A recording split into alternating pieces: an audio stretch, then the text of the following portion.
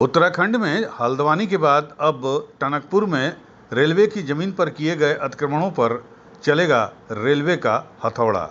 किए गए अतिक्रमणों की संख्या कुल 80 बताई जा रही है।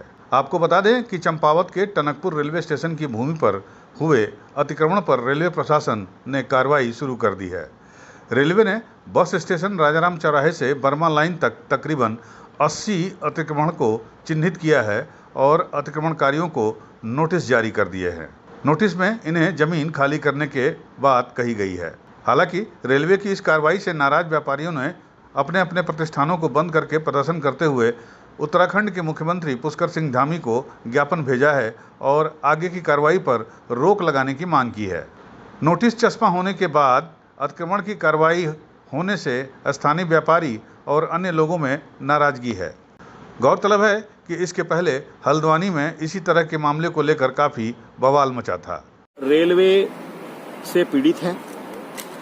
रेलवे विभाग पिछले कई वर्षों से हठधर्मिता अपनाते हुए और अपनी ताकत का इस्तेमाल करते हुए हम गरीबों को और ये हमारी माताएं बहनें जिन दुकानों पर आज नोटिस चस्पा किए हैं, इससे पूर्व में भी उन्होंने नोटिस चस्पा किए थे।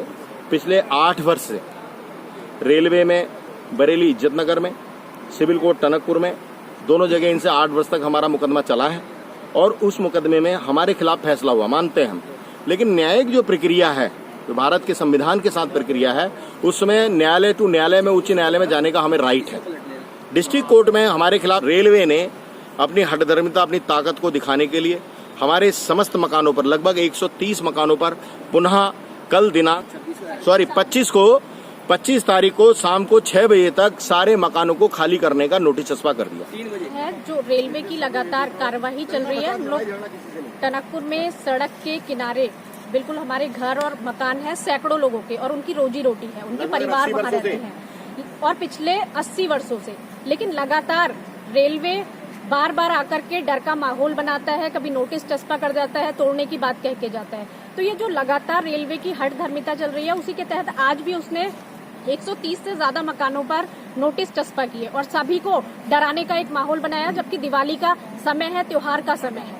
तो हमारी माननीय मुख्यमंत्री जी से दरख्वास्त है, क्योंकि उनको चुन करके हमने मुख्यमंत्री बनाया है, तो हम किसके पास जाकर के गुहार लगाएंगे? तो अब हमारी मुख्यमंत्री जी ही हमारा न्याय करें और जो सैकड़ों परिवार हैं, उनकी रोजी रोटी, उनके परिवारों को बचाने का काम करें और एक बीच का व्यवहारिक।